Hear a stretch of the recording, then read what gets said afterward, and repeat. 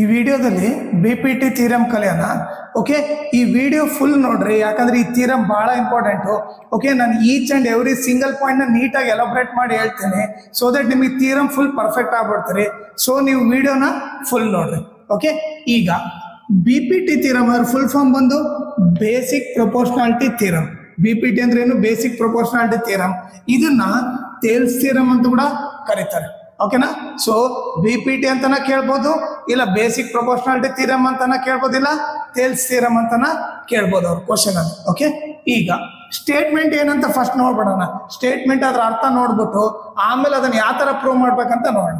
Okay, ಈಗ statement ನೋಡ್ರಿ, ನಾನು ನಿಮಗೆ ಡಯಾಗ್ರಾಮ್ ಅಲ್ಲಿ ಸಿಂಪಲ್ ಆಗಿ ಹೇಳ್ಬಿಡ್ತೀನಿ. ಓಕೆ, ಈಗ ಒಂದು ಟ್ರಯಾಂಗಲ್ ಅಲ್ಲಿ ಇದೊಂದು ಟ್ರಯಾಂಗಲ್ ಇತ್ತು ಅನ್ಕೊಳ್ರಿ.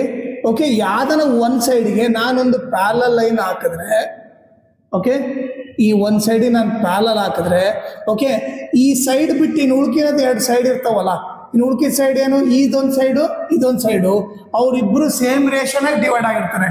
ಸೇಮ್ ರೇಷಿಯೋ ಅಂದ್ರೆ AD by DB is equal to AE by EC. So simple ಆಗಿ ಏನಂತ ಹೇಳ್ಬೋದು, if DE parallel to BC ಇದ್ರೆ, ಓಕೆ, ಅವಾಗ ಏನಂತ ಬರೀಬೋದು ನಾನು BPT ಪ್ರಕಾರ? AD by DB is equal to AE by EC. ಇದು ಸ್ಟೇಟ್ಮೆಂಟ್, ಬಹಳ ಸಿಂಪಲ್. ಓಕೆ, ಒಂದ್ ಸೈಡಿಗೆ ನಾನು ಒಂದು ಪ್ಯಾರಲಲ್ ಹಾಕಿದ್ರೆ, ಓಕೆ, ಇನ್ನು ಅದರ್ ಟೂ ಸೈಡ್ ಇರ್ತಾವ ತಾನೆ, ಅವು ಸೇಮ್ ರೇಷಿಯಲ್ಲಿ ಡಿವೈಡ್ ಆಗಿರ್ತವೆ. ಸೊ ಅದಕ್ಕೆ AD by DB is equal to AE by EC. ಇದು ಸ್ಟೇಟ್ಮೆಂಟ್. ಓಕೆ, ಇವಾಗ ನೀವು ಹೋದ್ರೆ ನೀಟಾಗಿ ಅರ್ಥ ಆಗುತ್ತೆ. If a line is drawn parallel to one side of a triangle to intersect the other two side in distinct point. ಇದರ ಅರ್ಥ ನೋಡ್ರಿ. If a line is drawn parallel to one side of a triangle ಅಂದ್ರೆ ಅರ್ಥ ಆಯ್ತು, ಒಂದ್ side select ಮಾಡಿ ಅದಕ್ಕೆ parallel ಹಾಕ್ತೀವಿ. To intersect the other two side, ಈಗ ನೋಡ್ರಿ ಅದರ್ ಟೂ ಸೈಡ್ಗೆ ಇಂಟರ್ಸೆಕ್ಟ್ ಆಗಿದೆ ತಾನೆ. ಓಕೆ, ಅದನ್ನೇ ಹೇಳ್ತಾನೆ, to intersect the other two side in distinct point ಅಂದ್ರೆ ಡಿಫ್ರೆಂಟ್ ಪಾಯಿಂಟ್. ಇಲ್ಲೊಂದು ಪಾಯಿಂಟ್ ಇದೆ, ಇಲ್ಲೊಂದು ಪಾಯಿಂಟ್ ಇದೆ, ಇವರಿಬ್ರು ಡಿಫ್ರೆಂಟ್ ಪಾಯಿಂಟ್ ತಾನೆ. Okay, the other two sides are divided in the same ratio. ಅವಾಗ ಏನಾಗುತ್ತೆ? ಎರಡು ಸೈಡ್ ಸೇಮ್ ರೇಷಿಯಲ್ಲಿ ಡಿವೈಡ್ ಆಗಿರುತ್ತೆ. ಓಕೆನಾ? ನೀವು ಸ್ಟೇಟ್ಮೆಂಟ್ ಬೇಕಿದ್ರೆ ಬಯಾಟ್ ಹಾಕ್ರಿ, ಬಟ್ ನಿಮಗೆ BPT ಥಿಯರಮ್ ಅಂದ್ರೆ ಒಂದೇ ಅರ್ಥ ಏನು? ಒಂದ್ ಲೈನಿಗೆ ಒಂದ್ ಸೈಡಿಗೆ ನಾನು ಒಂದು ಪ್ಯಾರಲಲ್ ಆಗಿದ್ರೆ ಅದರ್ ಟೂ ಸೈಡು ಸೇಮ್ ರೇಷಿಯಲ್ಲಿ ಡಿವೈಡ್ ಆಗಿರ್ತದೆ. ಇಷ್ಟೇ ನೆನ್ಪಿಟ್ಕೊಳ್ರಿ. ಓಕೆ, ಈಗ ನೆಕ್ಸ್ಟ್ ಪ್ರೂಫ್ ಮಾಡೋದು ಹೆಂಗಂತ ಹೇಳ್ತೀನಿ. ಅದಕ್ಕಿಂತ ಮುಂಚೆ ನಿಮಗೆ, ಓಕೆ, ಅದಕ್ಕಿಂತ ಮುಂಚೆ ಒಂದು ಸ್ವಲ್ಪ ಬೇಸಿಕ್ ಬೇಕು ಇದಕ್ಕೆ. ಓಕೆ, ಸೊ ಮ್ಯಾಕ್ಸಿಮಮ್ ನೋಡ್ರಿ, ಈ ಫಾರ್ಮ್ನ ಪ್ರೂವ್ ಮಾಡಕ್ಕೆ ಜಸ್ಟ್ ಏರಿಯಾ ಆಫ್ ಟ್ರಯಾಂಗಲ್ ಫಾರ್ಮ್ನ ಸಾಕು, half into base into height. But problem ಏನಂದ್ರೆ half into base into height ಯಾವಾಗ ಅಪ್ಲೈ ಮಾಡೋಕಂತ ಮ್ಯಾಕ್ಸಿಮಮ್ ಜನ ಗೊತ್ತಿರಲ್ಲ. ಓಕೆ, ಅದು ನಿಮ್ಗೆ ಎಕ್ಸ್ಪ್ಲೇನ್ ಮಾಡ್ತೀನಿ, 3 ಕೇಸಸ್ ಯಾವಾಗ ಅಪ್ಲೈ ಮಾಡ್ಬೋದು ಅಂತ. ಅದು ಕಲ್ತ್ಬಿಟ್ರೆ BPT ಥಿಯರಮ್ ಈಸಿಯಾಗಿ ನೀವು ಕಲ್ತ್ಬಿಡ್ತೀರ. ಓಕೆ, ಪ್ರೂವ್ ಮಾಡೋದು ಈಸಿ ಆಗ್ಬಿಡುತ್ತೆ. ಓಕೆ, ನೋಡೋಣ. ಈಗ ಏರಿಯಾ ಆಫ್ ಟ್ರಯಾಂಗಲ್ ಫಾರ್ಮ್ನ ಕೇಳಿದ್ರೆ ಎಲ್ಲರೂ ಏನು ಹೇಳ್ತಾರೆ? ಏರಿಯಾ ಆಫ್ ಟ್ರಯಾಂಗಲ್ ಕೇಳಿದ್ರೆ formula half into base into height ಅಂತ ಹೇಳ್ತಾರೆ. ಓಕೆ, ಇದು ಒಂದೇ ಒಂದು ಕಂಡೀಷನ್. ಯಾವಾಗ ಈ ಕಂಡೀಷನ್ ಅಂತಂದ್ರೆ, ಓಕೆ, ಈ ಫಾರ್ಮ್ಲ ಯಾವಾಗ ಅಪ್ಲೈ ಮಾಡ್ತೀವಿ ಅಂದ್ರೆ ಒಂದು ಆಂಗಲ್ ಈಕ್ವಲ್ ಟು 90 ಡಿಗ್ರಿ ಇರಲೇಬೇಕು. ಒಂದು ಆಂಗಲ್ 90 ಡಿಗ್ರಿ ಇದ್ದಾಗ ಮಾತ್ರ ಈ ಫಾರ್ಮ್ಲ ಅಪ್ಲೈ ಮಾಡ್ತೀವಿ. ಯಾವ್ದು? Area of triangle is equal to half into base into height. First case ಒಂದು ನೋಡೋಣ, ಯಾವ ಟೈಪ್ ಟ್ರಯಾಂಗಲ್ ಇರ್ತದಂತ. ಕೇಸ್ ಒಂದೇನು? ಈಗ ಏನಾದ್ರೂ ಟ್ರಯಾಂಗಲ್ ಈ ಟೈಪ್ ಇತ್ತು ಅನ್ಕೊಳೋಣ. ಓಕೆ, ಸೊ ಇಲ್ಲಂತ್ರ ಒಂದು ಆಂಗಲ್ 90 ಡಿಗ್ರಿ ಇದೆ. ಓಕೆ, ಇದನ್ನ ABC ಅಂತ ತಗೊಂಡ್ರೆ, ಓಕೆ, ಈಗ ನೀವು ನೋಡ್ರಿ 90 ಡಿಗ್ರಿ ಲೈನ್ ಇದೆ ತಾನೆ, ಅದು ಯಾವಾಗಲೂ ಹೈಟ್ ಆಗ್ಬಿಡುತ್ತೆ. ಓಕೆ, ಈ 90 ಡಿಗ್ರಿ ಲೈನ್ ಯಾರ ಮೇಲೆ ನಿಂತಿದೆಯಲ್ಲ ಅದು ಬೇಸ್ ಆಗ್ಬಿಡುತ್ತೆ. ಓಕೆ, ಈ ಕೇಸಲ್ಲಿ ನೀವು ಫಾರ್ಮುಲಾ ಅಪ್ಲೈ ಮಾಡಿದ್ರೆ area of triangle is equal to half into base into height. Okay, ಇಲ್ಲಿ ಬೇಸ್ ಬಂದ್ಬಿಟ್ಟು ಏನಿದೆ? ಬೇಸ್ ಬಂದ್ಬಿಟ್ಟು BC, ಹೈಟ್ ಬಂದ್ಬಿಟ್ಟು ಏನು? AB. ಓಕೆ, ಈ ಕೇಸಲ್ಲಿ ಈಸಿಯಾಗಿ ಬರ್ಬಿಡ್ಬೋದು ಫಾರ್ಮುಲಾಗೆ. ಓಕೆ, ಈ ಕೇಸ್ ಟು ನೋಡೋಣ. ಕೇಸ್ ಟು ಮತ್ತೆ ಇದು ಯಾವಾಗ ಅಪ್ಲೈ ಮಾಡ್ಬೋದು ಅಂತ ಈ ಫಾರ್ಮುಲಾ. ಕೇಸ್ ಟು ಬಂದ್ಬಿಟ್ಟು ಸಪೋಸ್ ಈ ಟೈಪ್ ಟ್ರಯಾಂಗಲ್ ಕೊಟ್ಟ ಅಂತ ಅನ್ಕೊಳ್ಳೋಣ. ಓಕೆ, ಈ ಟೈಪ್ ಟ್ರಯಾಂಗಲ್ ಕೊಟ್ಟು ABC ಅಂತ ಕೊಟ್ರೆ, ಓಕೆ, ಅವನೇನಾದ್ರೂ ಸ್ಟ್ರೈಟ್ ಒಂದು 90 ಡಿಗ್ರಿ ಲೈನ್ ಈ ತರ ಕೊಟ್ರೆ ಅವಾಗ ಇದಿಷ್ಟು ಏನಾಗುತ್ತೆ?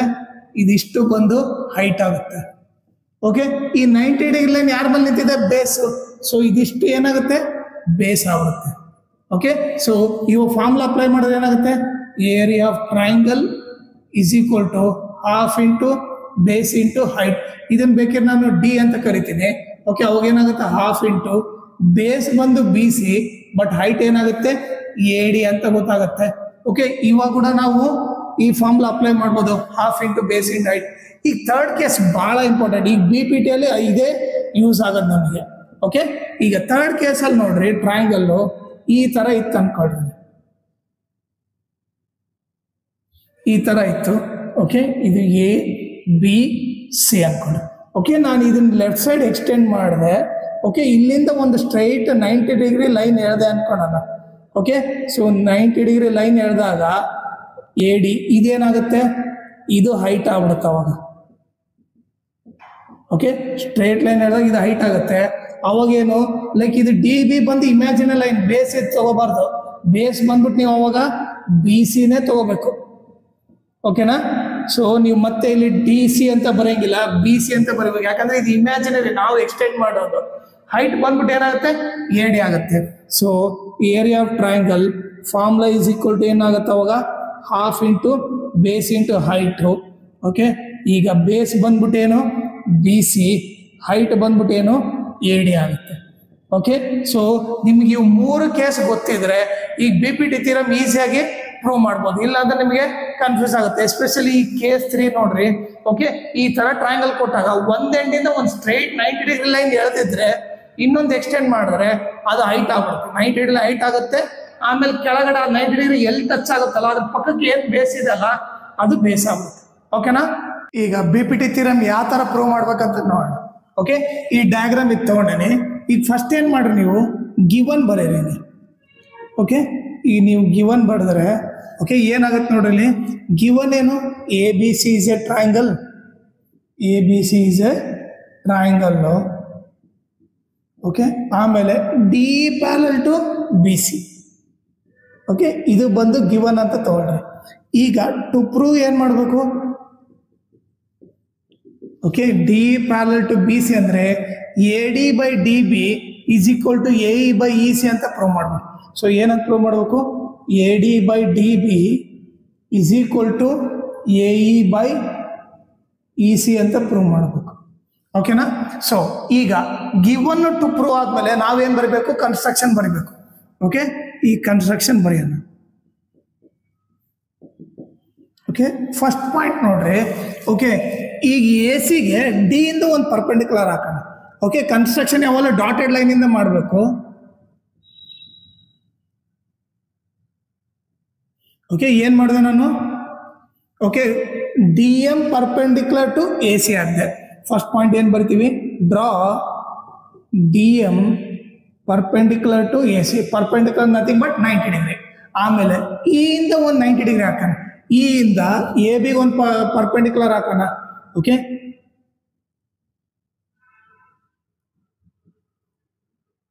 ಸೊ ಇದನ್ನ ಇ ಎನ್ ಅಂತ ಕರೆಯೋಣ. So E N perpendicular to A B. Second ಏನು, draw E N perpendicular to A B. Okay, next ಏನ್ ಮಾಡ್ರಿ, ಬಿ ಮತ್ತೆ ಇ ನ ಜಾಯಿನ್ ಮಾಡ್ರಿ. ಓಕೆ, ಈಗೇನು ಬಿ ಮತ್ತೆ ಇ ನ ಜಾಯಿನ್ ಮಾಡಿದ್ವಿ. ಥರ್ಡ್ ಏನು, join B and E. Okay, next fourth ಬಂದ್ಬಿಟ್ಟು ಸಿ ಮತ್ತೆ ಡಿ ನ ಜಾಯಿನ್ ಮಾಡ್ರಿ. ಓಕೆ, ಫೋರ್ತ್ ಏನು, join C and D. Okay, ನಾನು ಡಾಟೆಡ್ ಲೈನ್ ಇಂದ ಮಾಡಿದ್ದೆಲ್ಲ ಕನ್ಸ್ಟ್ರಕ್ಷನ್. ಓಕೆ, 4 ಪಾಯಿಂಟ್ ಏನು, ಒಂದು D M perpendicular to A C, ಇನ್ನೊಂದು E N perpendicular to A B. ಆಮೇಲೆ ಬಿ ಮತ್ತೆ ಇ ನ ಜಾಯಿನ್ ಮಾಡಬೇಕು, ಸಿ ಮತ್ತೆ ಡಿ ನ ಜಾಯಿನ್ ಮಾಡಬೇಕು. ಓಕೆ, ಇವು 3 ಬರೆದ್ಮೇಲೆ ಆಮೇಲೆ ನಾವು ಪ್ರೂಫ್ಗೆ ಹೋಗ್ಬೇಕು. ಓಕೆ, ಈ ಪ್ರೂಫ್ ನೋಡೋಣ ಇಲ್ಲಿ. ಓಕೆನಾ? ಈಗ ನೀವು ನೋಡ್ರಿ, ಇಲ್ಲಿ ಏರಿಯಾ ಆಫ್ ಟ್ರಯಾಂಗಲ್ ಫಾರ್ಮ್ನ 4 ಸಾರಿ ಅಪ್ಲೈ ಮಾಡ್ಬೇಕು. ಓಕೆ, ಈಗ ನೋಡ್ರಿ, ಮೇಲೆ ಟ್ರಯಾಂಗಲ್ ಏನಿದೆ, ಎ ಡಿ ಇದೆ ತಾನೆ. ಸೊ ಈಗ ಏನ್ ಮಾಡ್ತೀನಿ, ನಾನು ಇಲ್ಲಿ ಸಪ್ರೇಟ್ ಆಗಿ ಬರ್ತೀನಿ, ಸೊ ದಟ್ ನಿಮ್ಗೆ ನೀಟಾಗಿ ಅರ್ಥ ಆಗ್ಲಿ ಅಂತ. ಎ ಡಿ ಇ ಅಂತ ತಗೊಂತೀನಿ. ಈಗ ಏನ್ ಮಾಡ್ಬೇಕು, ನೀವು ಲೆಫ್ಟ್ ಸೈಡ್ ಇರೋದು ಬೇಸ್ ತಗೋಬೇಕು, ಲೆಫ್ಟ್ ಸೈಡ್ ಇರೋದು ಬೇಸ್ ತಗೋಬೇಕು. ಇದು ಬೇಸ್ ಆದ್ರೆ ಓಕೆ, ಈಗ ಇ ಎನ್ ಇಂದ ಒಂದು 90 ಡಿಗ್ರಿ ಆಗಿರ್ತಾನೆ, ಇ ಇಂದ ಒಂದು 90 ಡಿಗ್ರಿ ಇದೆ, ಹೌದಾ? ಓಕೆ, ಸೊ ಈಗ ನೋಡ್ರಿ, ಇದು ಬೇಸ್ ತಗೊಂಡ್ರೆ ಹೈಟ್ ಏನಾಗುತ್ತೆ ಇ ಎನ್ ಹೈಟ್ ಆಗುತ್ತೆ, ಕರೆಕ್ಟಾ? ಸೊ ಈಗ ನಾನೇನು ಬರಿಬೋದು, area of triangle A D E is equal to half into, okay ನೀವು ಹೇಳ್ರಿ ಇಲ್ಲಿ ಬೇಸ್ ಏನಿದೆ ಇದ್ರದ್ದು, ಬೇಸ್ ಬಂದು ಎ ಡಿ ಇದೆ, ಹೈಟ್ ಬಂದು ಇ ಎನ್ ಇದೆ, half into A D into E N ಅಂತ ಬರ್ತೀನಿ. ಇದನ್ನ ಈಕ್ವೇಶನ್ 1 ಅಂತ ಕರಿತೀನಿ. ಓಕೆ, ಈಗ ನೆಕ್ಸ್ಟ್ ಮೇಲೆ ಟ್ರಯಾಂಗಲ್ ತಗೊಂಡು ಈ ಕೆಳಗಡೆ ಟ್ರಯಾಂಗಲ್ ತಗೊಳ್ರಿ. ಯಾವ್ದು ತಗೊಂತೀರ ಅಂದ್ರೆ ಡಿ ಇ ಬಿ ತಗೊಳ್ರಿ. Okay, D E B.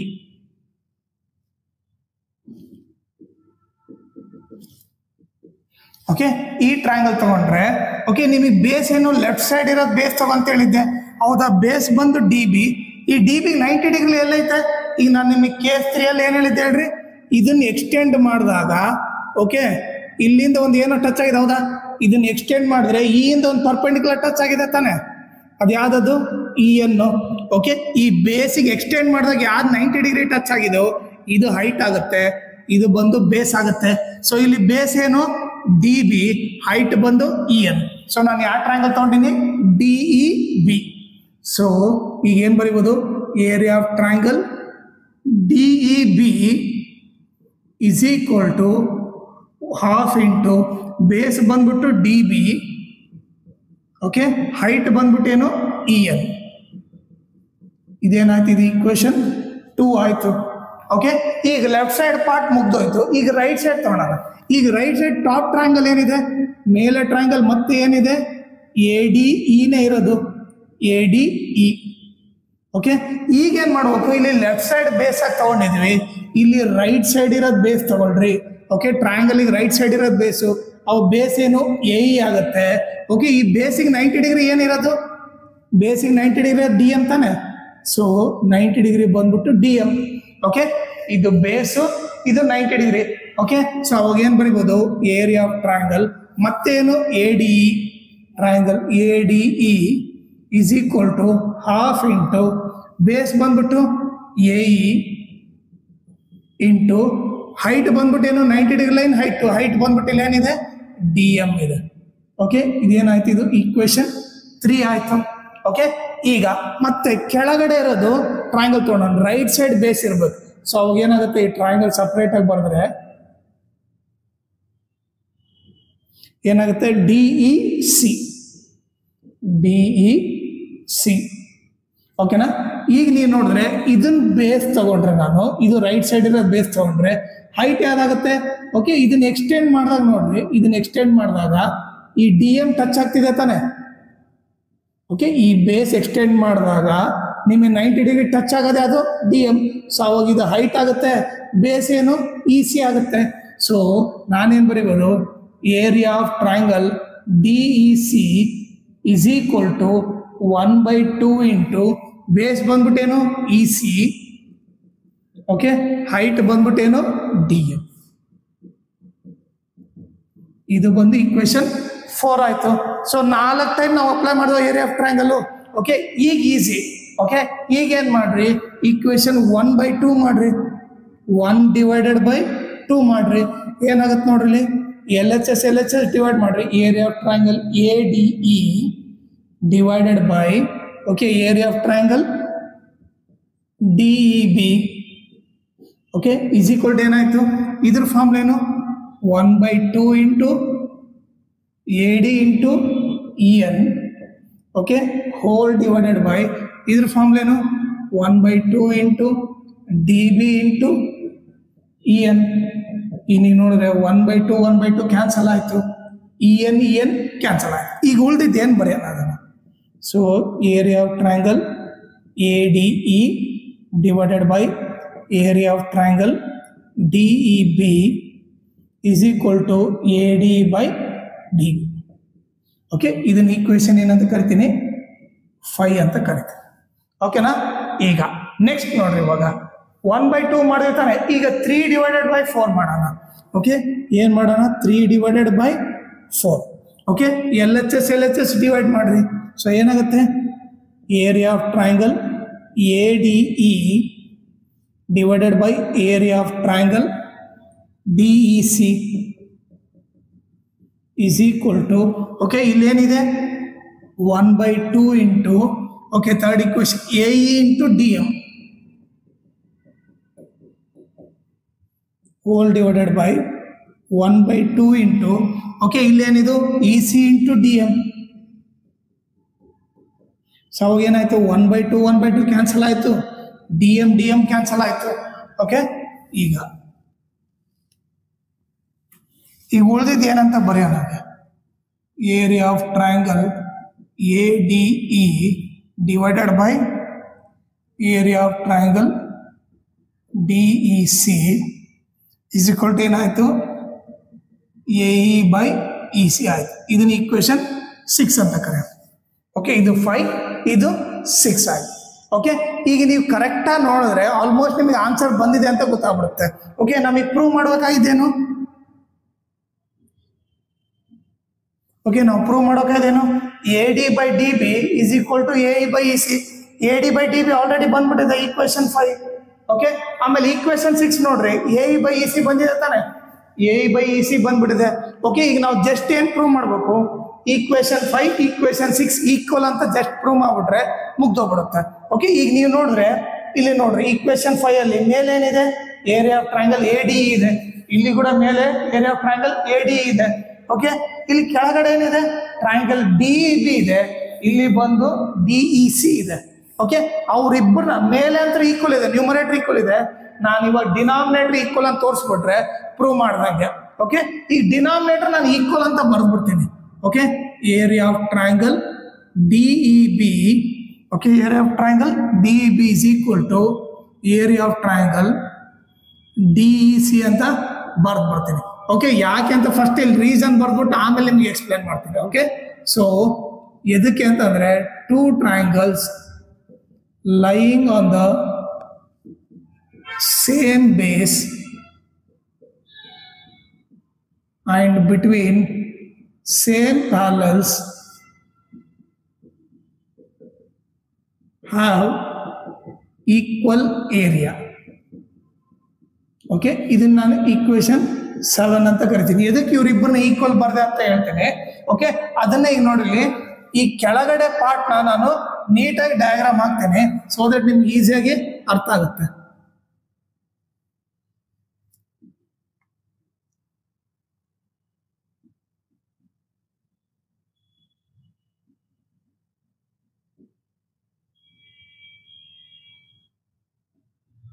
Okay, ಅಲ್ಲಿರೋದೇನು DEBC. ನಾವು ಟ್ರಯಾಂಗಲ್ ತೊಗೊಂಡಿರೋದೇನು DEB ಕರೆಕ್ಟಾ,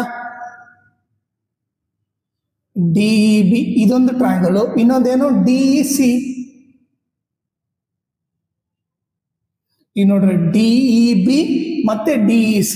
ಈಗ ನೀವು ನೋಡ್ರೆ ಇವರಿಬ್ಬರು ಟ್ರಯಾಂಗಲ್ ಸೇಮ್ ಬೇಸ್ ಮೇಲೆ ಇದೆನಾ. ಓಕೆ, DEB ಮತ್ತೆ DEC ಸೇಮ್ ಬೇಸ್ DE ಮೇಲೆ ನಿಂತಿದೆ, ಹೌದಾ. ಓಕೆ, ನೀವು DEB ತಗೊಂಡ್ರೆ DEC ತಗೊಂಡ್ರೆ ಕಾಮನ್ ಬೇಸ್ ಏನು DE ಅಂದ್ರೆ ಸೇಮ್ ಬೇಸ್ ಐತೆ. ಆಮೇಲೆ ನೋಡ್ರಿ ಇವರಿಬ್ಬರು ಟ್ರಯಾಂಗಲ್ ಸೇಮ್ ಪ್ಯಾರಲಲ್ ಮೇಲೆ ನಿಂತಿದೆ, DE ಮತ್ತೆ BC ಮಧ್ಯೆ ನಿಂತಿದೆ ತಾನೆ ಎಕ್ಸಾಕ್ಟ್ ಆಗಿ. ಸೊ ಹಂಗಿದ್ದಾಗ ಅವ್ರಿಬ್ರು ಏರಿಯಾ ಈಕ್ವಲ್ ಅಂತ ಬರಿಬಹುದು. ಓಕೆ, ಸೊ ಅದಕ್ಕೆ ಏನ್ statement ಬರ್ದ್ವಿ, 2 triangles lying on the same base and between same parallels have equal area. Okay, so equal ಅಂತ ಬಂದ್ಬಿಡ್ತು. ಇವಾಗ ನಾವೇನ್ ಬರಿಬೋದು, ಫ್ರಮ್ ಈಕ್ವೇಶನ್ 7 ಏನಂತ ಬರಿಬೋದು ನಾನು ಇವಾಗ. ಓಕೆ, ಈಗ ನೀವು ನೋಡಿದ್ರೆ ಈಕ್ವೇಶನ್ 7 ಇಂದ area of triangle ADE divided by area of triangle DEB is equal to area of triangle ADE divided by area of triangle DEC ಅಂತ ಬರಿಬೋದು. ಯಾಕೆ ನೋಡ್ಲಿ, AD is equal to AD, okay already ಗೊತ್ತು, numerator equal ಇತ್ತು. ಇವಾಗ DEC ನೋಡ್ರಿ, DEB ಮತ್ತೆ DEC equal ಅಂತ ಕೊಟ್ಟಿರ್ತಾನೆ. ಸೊ DEB ಎಷ್ಟಿರ್ತೋ DEC ಕೂಡ ಅಷ್ಟಿರ್ತದೆ. ಸೊ ಅದಕ್ಕೋಸ್ಕರ ಇವರಿಬ್ರು ಈಕ್ವಲ್ ಅಂತ ಬರೆದು ಬಿಡ್ಬೋದು. ಓಕೆ, ಈಕ್ವೇಶನ್ 7 ಇಂದ ಇವರಿಬ್ರು ಈಕ್ವಲ್ ಅಂತ ಬರಿಬೋದು. ಈಗ ನೋಡ್ರಿ, area of triangle ADE divided by area of triangle DEB ಏನಿದೆ, ಇದ್ರ ವ್ಯಾಲ್ಯೂ ನೋಡ್ರಿ, triangle AD by DEB value ಏನು, AD by DB. ಸೊ ಇಲ್ಲಿ AD by DB ಅಂತ ಬರಿತೀನಿ. ಓಕೆ, ಇಸ್ ಈಕ್ವಲ್ ಟು ಇದ್ರ ವ್ಯಾಲ್ಯೂ ಏನಿದೆ, okay, area of triangle ADE divided by DEC ಏನಿದೆ, AE by EC ಇದೆ. ಸೊ ಇದೇ ತಾನೇ ಪ್ರೂವ್ ಮಾಡ್ಬೇಕಾಗಿತ್ತು ನಾನು. ಓಕೆ, ಏನು AD by DB is equal to AE by EC. So ಇದು ಎಲ್ಲಿಂದ ಬಂತಂದ್ರೆ ಏನು ಬರ್ತೀರಿ, ಫ್ರಮ್ ಈಕ್ವೇಶನ್ 5 and 6 ಅಂತ ಬರೆದ್ಬಿಟ್ರೆ ಓಕೆ, ಇಲ್ಲಿ ನಾವು ಥಿಯರಮ್ ಪ್ರೂವ್ ಮಾಡ್ದಂಗೆ. ಸೊ ಹೆನ್ಸ್ ಪ್ರೂವ್ಡ್ ಅಂತ ಬರೆದ್ಬಿಟ್ರೆ ಮುಗೀತು.